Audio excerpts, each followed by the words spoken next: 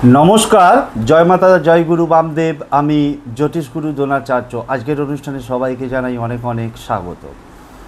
পৃথিবীর যে প্রান্ত থেকে এই অনুষ্ঠান দেখো না কেন, আশা করি মা তারা, বাবা গুরু বামদেবের আশীর্বাদে প্রত্যেকে ভালো আছো, সুখে আছো, শান্তিতে আছো। বেশ দর্শক বন্ধুদের, কারণ হচ্ছে ভালো থাকার, সুখে থাকার, আনন্দে থাকার আরেক নাম হচ্ছে জ্যোতিষ গুরু দ্রোণাচার্যের অনুষ্ঠান। দর্শক বন্ধু, আমি আমার প্রত্যেকটা ভিডিওতে বলে থাকি, বেদ, বেদান্ত, গীতা, পুরাণ, উপনিষদ, চণ্ডীর মতো বিভিন্ন বড় বড় ধর্মগ্রন্থ থেকে রিসার্চ করা, গবেষণা করা তন্ত্র, মন্ত্র, টোটকা, প্রয়োগ পদ্ধতি, কৌশল আমি তোমাদের হাতে তুলে দিই। আর কি বলি, তোমাদের বেঁচে থাকার রসদ আমি তুলে দিই। দর্শক বন্ধু, আজকের সাবজেক্ট হচ্ছে এমন একজন দেবতার শরণাপন্ন হব, এমন একজন দেবতার নাম উচ্চারণ করব যিনি অনন্ত শক্তির অধিকারী। ইয়েস দর্শক বন্ধু, তিনি হচ্ছেন পবনপুত্র রামভক্ত হনুমান। তার কারণ হচ্ছে দর্শক বন্ধু, এটা চলছে শ্রাবণ মাস। শ্রাবণ মাস হচ্ছে দেবাদিদেব মহাদেবের অত্যন্ত প্রিয় মাস। সারা ভারতবর্ষের এমন কোনো রাজ্য নেই, এমন কোনো শিবের মন্দির নেই, কোনো পীঠস্থান নেই যেখানে মহাদেবের অসংখ্য ভক্তরা মহাদেবকে জল ঢেলে অভিষেক করছে। তো এইখানে অনেকে প্রশ্ন করতে পারো দর্শক বন্ধু, যে গুরুজি, শ্রাবণ মাস আপনি বলছেন মহাদেবের মাস, তার সাথে হনুমানজির কি সম্পর্ক আছে? কেন আমরা হনুমানজির শরণাপন্ন হব? কেন আমরা হনুমানজির ক্রিয়া করব?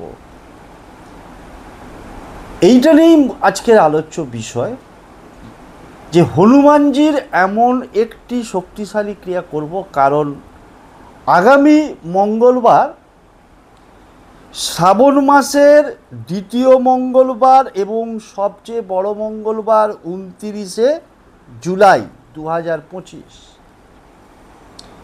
মঙ্গলবার আমরা অবশ্যই হিন্দু শাস্ত্রে হনুমানজিকে উৎসর্গীকৃত করেছি, হনুমানজির বার বলেই আমরা মেনে চলি।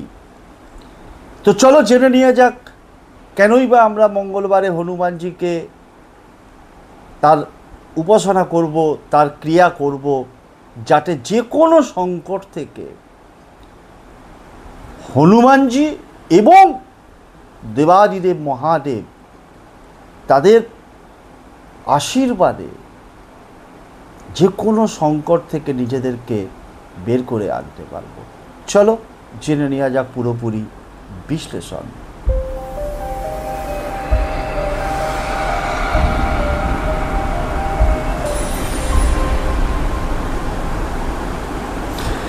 দর্শক বন্ধু, আমি আমার প্রত্যেকটা ভিডিওর মাধ্যম দিয়েই আমাদের যে দৈনন্দিন জীবনের সমস্যা, সেটা থেকে বেরিয়ে আসার রাস্তা আমি দেখিয়ে থাকি, তোমাদেরকে মার্গদর্শন করিয়ে থাকি, পথপ্রদর্শকের কাজটা করিয়ে থাকি। চেষ্টা করি সব সময় যাতে তোমরা ভালো থাকো, সুখে থাকো, আনন্দে থাকো, যে কোনো সংকট থেকে নিজেদেরকে মুক্ত করতে পারো। তো ফিরে আসি মূল আলোচনায়, যে আগামী 29শে জুলাই 2025 শ্রাবণ মাসের বড় মঙ্গলবার। শ্রাবণ মাস যেমন দেবাদিদেব মহাদেব, মহাদেবের একটা রূপ হচ্ছেন এই হনুমানজি। আমরা জানি যে হনুমানজি হচ্ছেন চিরঞ্জীবী, অমর। দেবাদিদেব মহাদেব হচ্ছে অমর।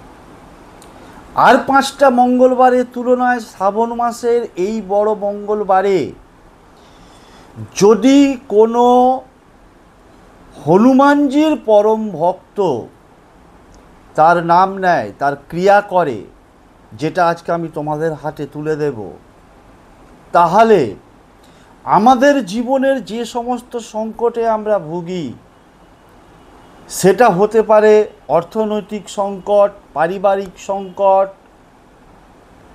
ছেলে মেয়ের বিবাহ হচ্ছে না, ছেলে মেয়ে পড়াশুনো করছে ঠিকমতো রেজাল্ট করতে পারছে না, চাকরি পাচ্ছে না, জব পাচ্ছে না, শত্রুতা, হিংসা, মারামারি, ঝগড়া, বিবাদ, কলহ, পরিবারের মধ্যে অন্তর্দ্বন্দ্ব, এই যে সমস্ত সংকটের কথা বলছি, সংকট মানেই তো সমস্যা, সেই সংকট থেকে অতি সহজে যিনি বের করে আনতে পারেন তিনিই হচ্ছেন স্বয়ং হনুমানজি। অবশ্যই হনুমানজির সঙ্গে মহাদেবের সম্পর্ক রয়েছে। তার কারণ হচ্ছে হনুমানজিও মহাদেবের পরম ভক্ত। তিনি যেমন রামচন্দ্রের সবথেকে বড় ভক্ত, তেমনি হনুমানজি অবশ্যই মহাদেবকে তিনি তার গুরু বলে মেনে নিয়েছেন, আরাধ্য দেবতা বলে মেনে নিয়েছেন। এবং আপনারা হয়তো জানেন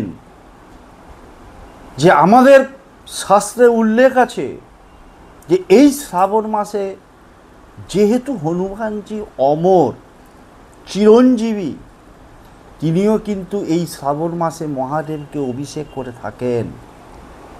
সুতরাং বলবো আগামী মঙ্গলবার দিন তোমরা সন্ধ্যার পর, সন্ধ্যে 7টার পর, সবথেকে হনুমানজির উপাসনা করার বেস্ট টাইম হচ্ছে সূর্যাস্তের পর, বিশেষত সন্ধ্যে 7টার পর এই ক্রিয়াটা করতে পারলে ভীষণ ভালো হয়। 7টার পর থেকে যে কোনো সময়ে, যদি তোমার বাড়ির কাছাকাছি কোনো হনুমান মন্দির থাকে সেখানে গিয়েও করতে পারো, অথবা তোমার বাড়িতে যদি হনুমানজির কোনো ছবি থেকে থাকে বা মহাদেবের ছবি থেকে থাকে, মূর্তি থেকে থাকে, সেইখানে বসেও তুমি কিন্তু এই ক্রিয়াটা করতে পারবে। তার জন্য কতগুলো সামগ্রীর প্রয়োজন আছে। যেমন নাম্বার 1 হচ্ছে একটা লাল কাপড়ের টুকরো, নাম্বার 2 হচ্ছে একটা গোটা নারকেল, নাম্বার 3 হচ্ছে একটা 10 টাকার নোট, গেরুয়া রঙের অর্থাৎ কমলা রঙের একটুখানি সিঁদুর, একটি মাটির প্রদীপ, ঘি অথবা জুঁই ফুলের তেল। এই জিনিসগুলোকে তুমি সংগ্রহ করে রাখছো। অবশ্যই উত্তর দিকে মুখ করে বসবে, আসন বিছিয়ে। আসন বিছিয়ে বসে তুমি কি করবে, যে কোনো একটা পাত্রের মধ্যে স্টিল বাদ দিয়ে প্রথমে খোসা ছাড়ানো গোটা নারকেলটা নেবে। সেই নারকেলটার উপর স্ক্রিনে যেরকম দেখাচ্ছে, যারা গেরুয়া সিঁদুর বা কমলা সিঁদুর সংগ্রহ করতে পারবে না তারা লাল সিঁদুর ব্যবহার করবে, অসুবিধে কিছু নেই। অবশ্যই স্বস্তিক চিহ্ন আঁকবে ওই নারকেলটার উপরে, একদম সুন্দর করে খোসা ছাড়িয়ে নেবে আগে থেকে। কিভাবে স্বস্তিকটা আঁকবে সিঁদুর দিয়ে? পুরুষ মহিলা উভয়ের ক্ষেত্রেই বলছি, ডান হাতের অনামিকা আঙুল দিয়ে স্বস্তিক চিহ্নটা আঁকা হয়ে গেল। আঁকা হয়ে যাবার পর তুমি কি করবে, ওই সিঁদুরের উপরে তুমি 10 টাকার নোটটাকে রাখবে। 10 টাকার নোটটাকে রেখে কি করবে, একটা মৌলি সুতো জোগাড় করে রাখবে। মৌলি সুতো জোগাড় করে রেখে তুমি কি করবে, ধরো এটা নারকেল, তার উপরে 10 টাকার নোটটা রেখেছো, ঠিক এই রকমভাবে মৌলি সুতোটাকে ঘুরিয়ে ঘুরিয়ে, একখান আন্দাজ মৌলি সুতো দিয়ে লাস্টে নির্দিষ্ট কোনো সংখ্যা নেই, 1, 2, 3টে গিট বেঁধে দেবে। লাল কাপড়ের টুকরো যেটা বলেছি ওটাকে বিছিয়ে রাখবে। ওটাকে বিছিয়ে রেখে তার উপর নারকেলটাকে ওই অবস্থায় রাখো। পাশে তুমি কি করবে না, জুঁই ফুল অথবা ঘিয়ের প্রদীপ যেটা ছিল সেই প্রদীপটাকে তুমি জ্বালিয়ে নেবে। জ্বালিয়ে নিয়ে স্ক্রিনে একটা হনুমানজির অত্যন্ত শক্তিশালী চৌপাই। দর্শক বন্ধু, হনুমানজি এমন একজন দেবতা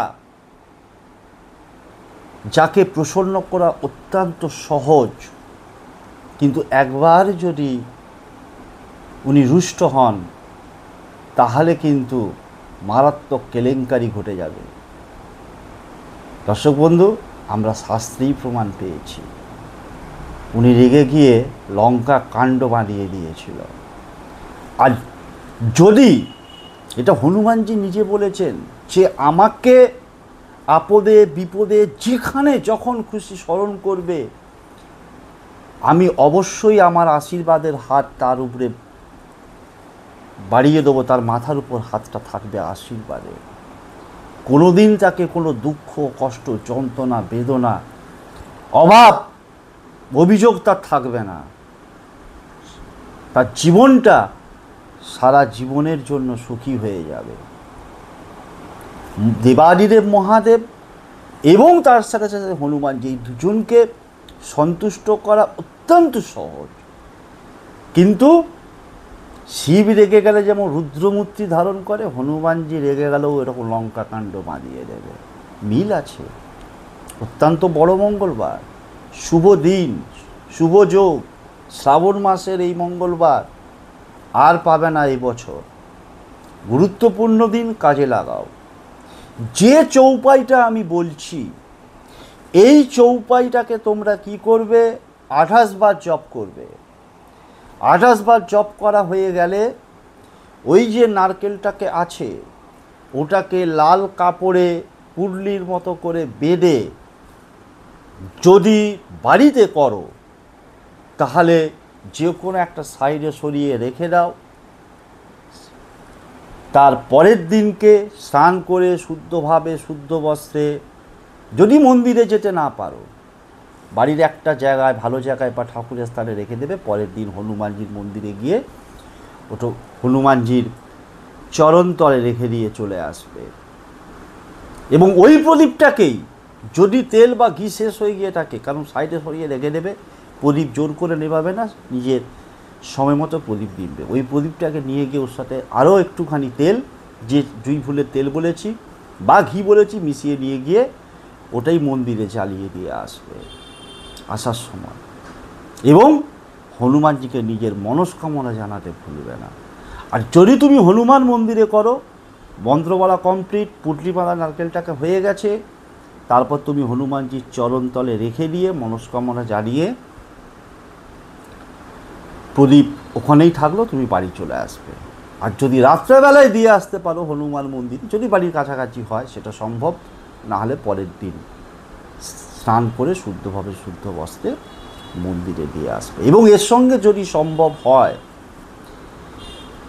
অবশ্যই অন্তত নিদেন পক্ষে একটা মিঠা পান, কারণ হনুমানজির প্রসাদের মধ্যে মিঠা পান অত্যন্ত পছন্দ। সেই মিঠা পানও একটা প্লেটের মধ্যে রাখবে, সেটাও কিন্তু হনুমানজির কাছে গিয়ে দিয়ে আসবে। যে কোনো সংকট তোমাকে স্পর্শ করতে পারবে না, স্পর্শ করতে গেলে তাকে হাজারবার চিন্তা করতে হবে, সে শত্রুতাই হোক।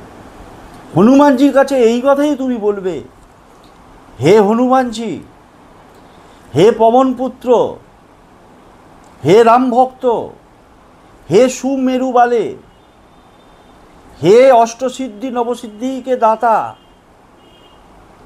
তুমি আমার পরিত্রাতা, তুমি আমাকে আমার পরিবারের সকল সদস্যকে রক্ষা করো।